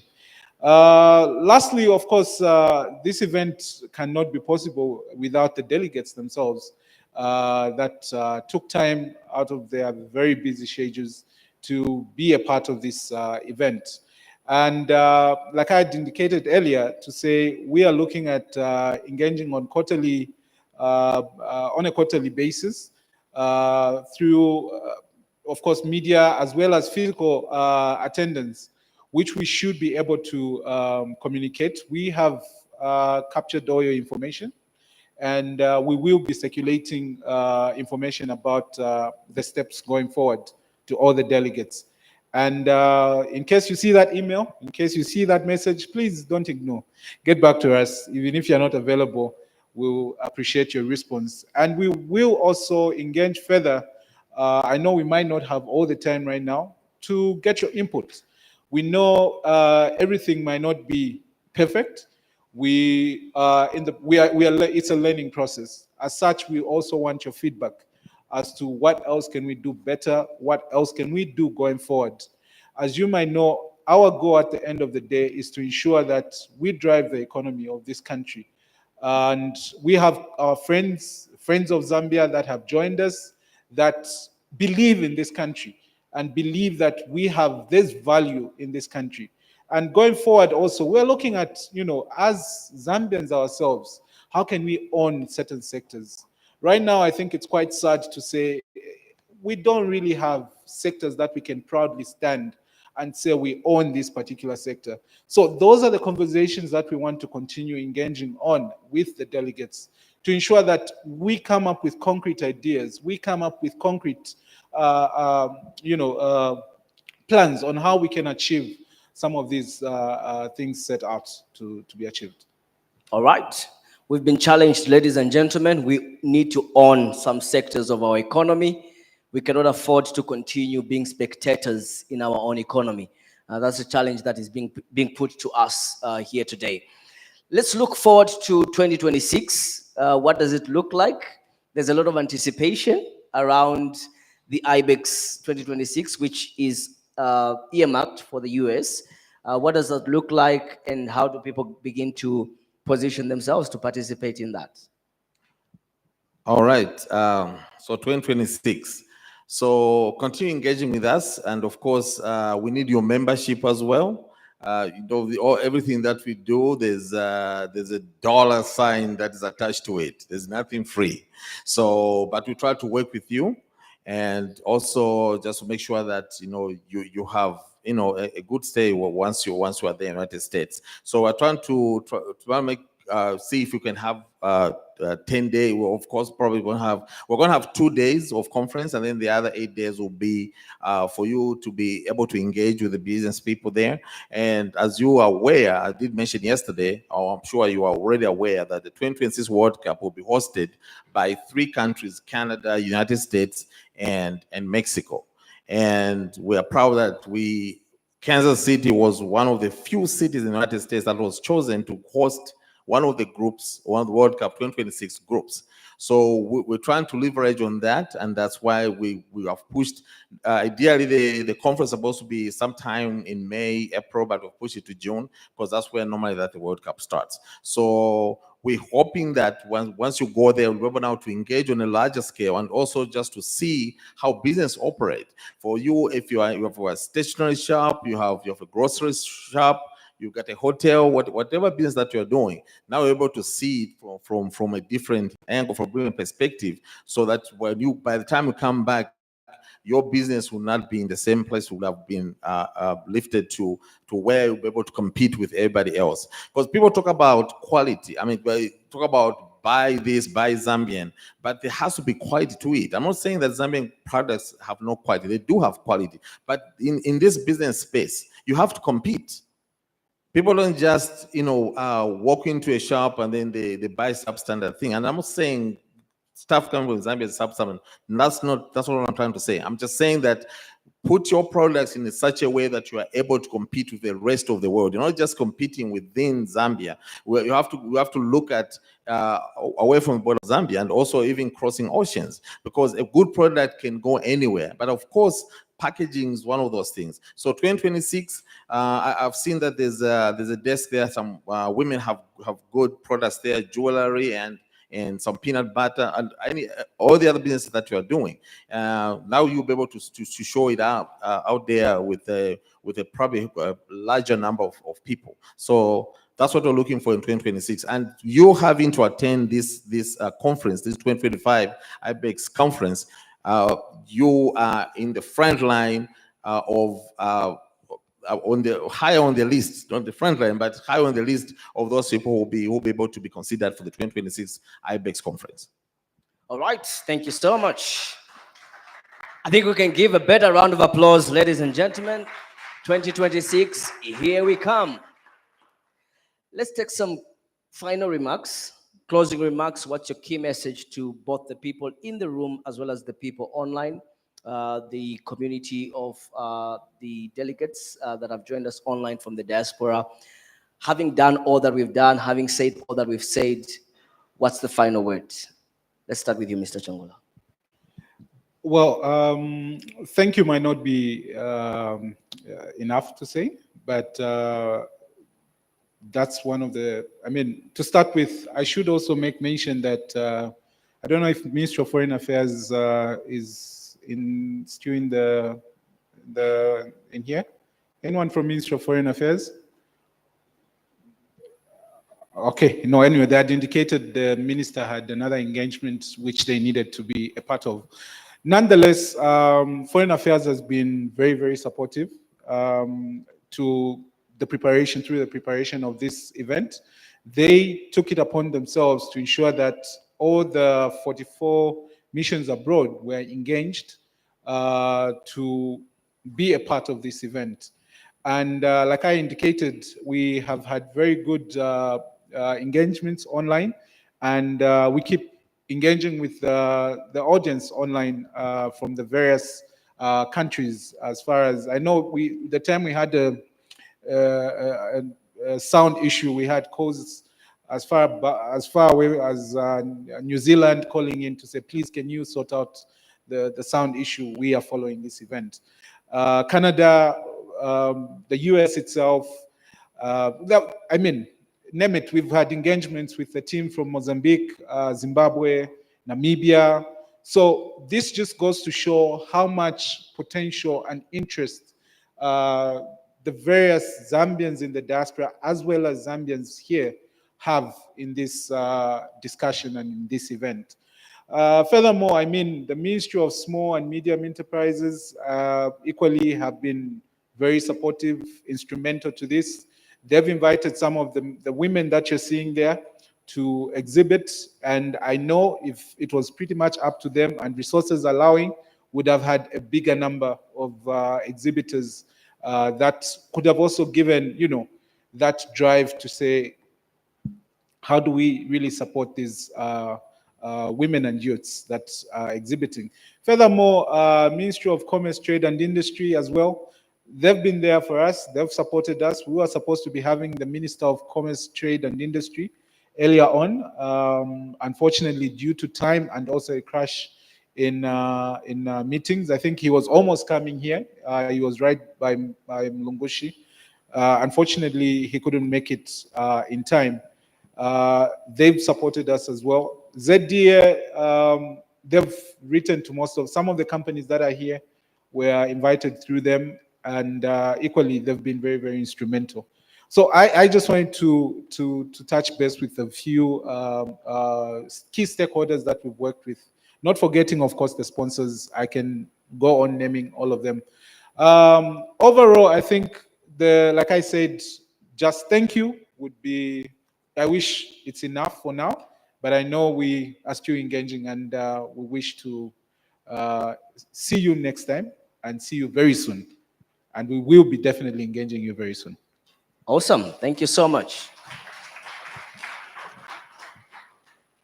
These last remarks. Oh, can I please have the young lady, Miss Hazel Kafupi, if she can come?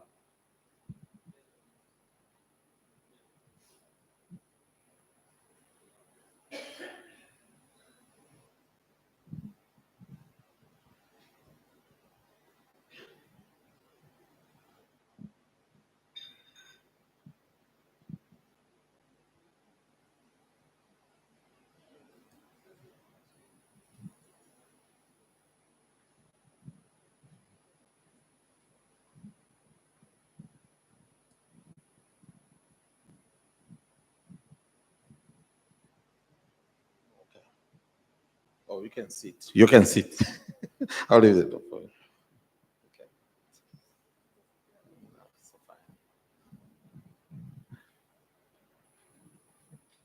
You must be wondering why I'm bringing these people here.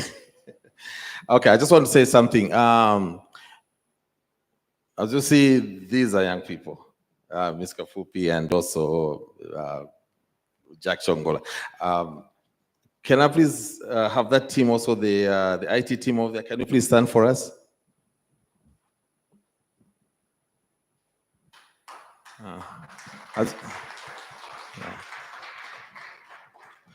As you can see, they are all young people, and that's who we should be investing in.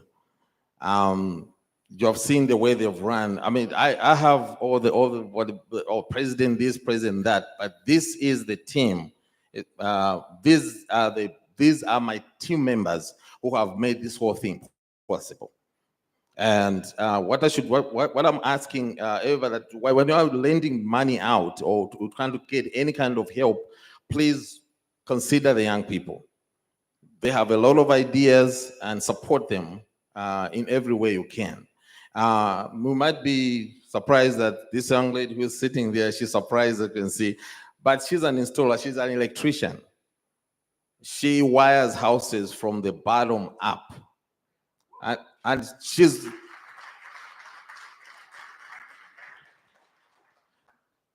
also installs solar. She installs solar. She's shown me pictures of the house that she's been installing since when? Since 2019. She's been an installer since 2019. She also does solar pumps, and also, when they do the control box, the one that controls 10 on and 10 off, the solar pump, she builds those herself.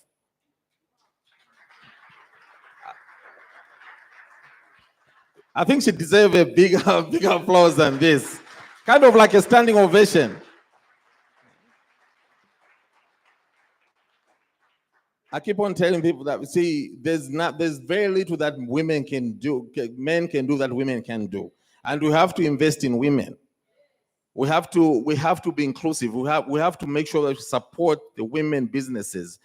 She has a small business, but most of the time when she applies to put electricity or solar, they just look at her and think, oh, I don't think she's gonna make it. They bring a man, and you see the funny part is once we bring a man to do to install solar, and then two months later, they call her to go and fix the other guy's problems. Just this past week, she had to turn down because of this event. She had to turn down, going to rectify what somebody else did. And this man, Jack, I don't know how many hours you've slept this week and the past 2 weeks. There have been, I could call them at 2 in the morning, 3 in the morning, 4 in the morning. They will still pick up. There's a crisis here. And they're the ones who have made it possible. And I just want to say thank you so much. And also to the IT team. There could have never been some people online would not have been able to view this conference if you didn't do a good job. Thank you so much. If you can give a round of applause to everybody.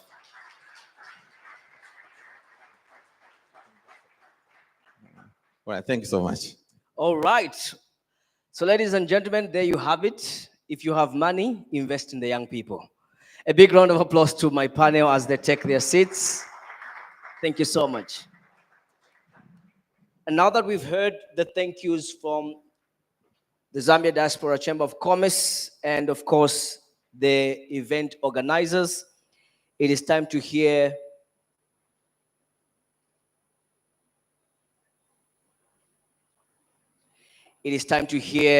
final remarks, closing remarks from the delegation of investors that came, who will be represented by Dr. John Francis, who will be able to speak to us in closing. A big round of applause for him as he comes to speak.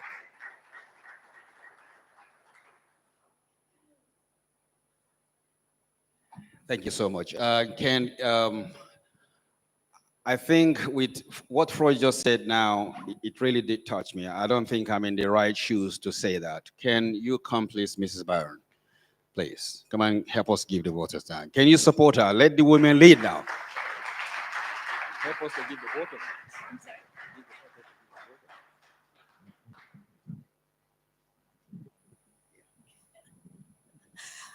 Greetings. My name is Jerry, and Byron is my husband. Thank you so much for extending the invitation for us to be here, to be with you. I first came to Lusaka in 2001, and I have a very deep love in my heart for this place and for its people. And it has been so exciting to listen to all the conversations, all the dreams, all the strategies, all the skill, all the talent that I've seen in this room. And just from 2001 until now, the growth that I've seen in this city is amazing. And I can't wait to continue to come for the next 25 years and see the growth that I will see in the future. So. Thank you so much for all of you who put so much energy into making this conference a success. And I'm very humbled and flattered to have been a small part of it and to be witness to it. So thank you so much. Thank you. I also yield.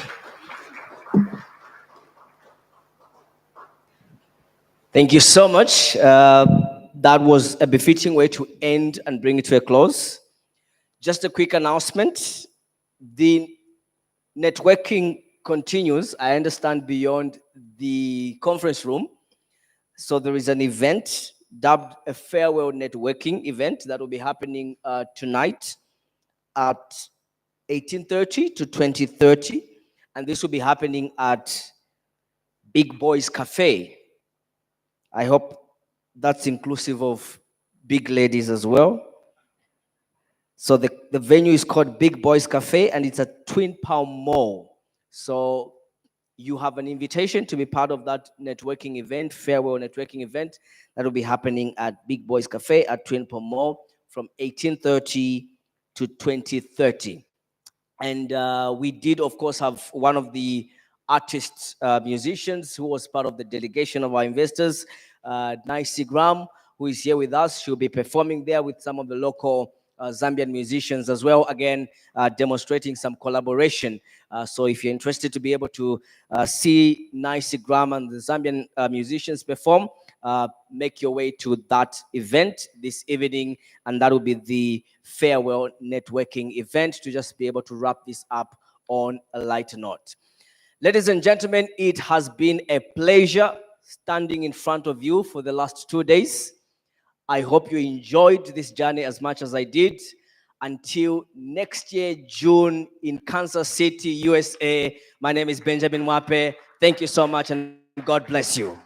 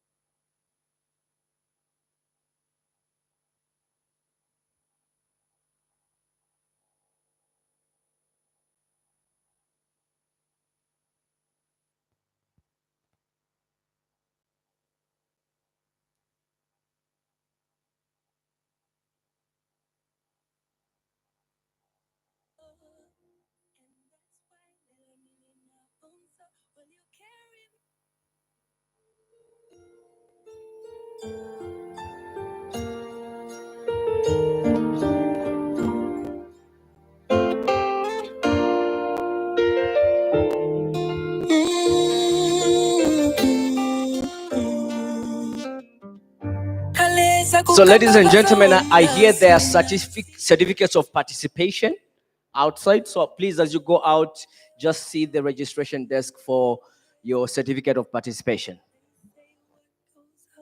Must come down in an ikanda iolo. And that's why Lelo Nilina Bunso, will you carry me on? Cause you carry my joy. You carry my reason to live and to breathe every day in an akana. Suyenda. Daba mutima wanga ulitaitina wako nizakangala wanjine. Take my heart, take my heart. Daba mutima ene ulianchita kulia wewe.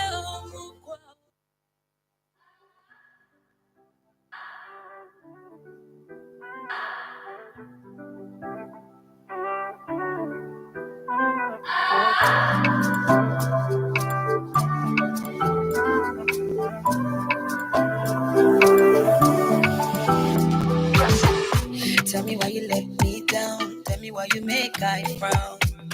Back then you the ring for my mind. You the wear your crown. It's getting complicated. Can we dumb it down? Cause the fight go finish. We go there another round. I'ma say, shock me, you transformer. I be like that, you be the former. Cause I put you first, even though you know this about, but I'll be fine. I'ma coach you, pushing love. You left me, but it was an open door. You the phone boss, but I be after. If I thought I just want to know. Do you think about the good old days? Will you come around and stuck in your ways? Can we have dinner at my place for the good old days? Or you stuck in your ways, in your ways? Do you think about the good old days? Will you come around or you stuck in your ways? Can we have dinner at my place for the good old days? Or you stuck in your ways, in your ways? Make we get the loser, the worst thing. Share you go sharp, pull over. I'm not playing, can't believe I used to adore ya. It's nothing, now we stop playing this mind game. It's nothing. I know you bad, but I'm better for you. Why you carry friends come table for two? Yeah, we fight and make up for the same. Even in my element, I'm choosing. I say, shock me, you transformer. I be be that you be the phone. Cause I put you first, even though you know this a van, but I'll be fine. You the phone boss, but I be a toy, but all I just want more. Do you think about the good old days? Will you come around and stuck in your ways? Can we have dinner at my place for the good old days? Or you stuck in your ways, in your ways? Do you think about the good old days? Will you come around or you stuck in your ways? Can we have dinner at my place for the good old days? Or you stuck in your ways, in your ways?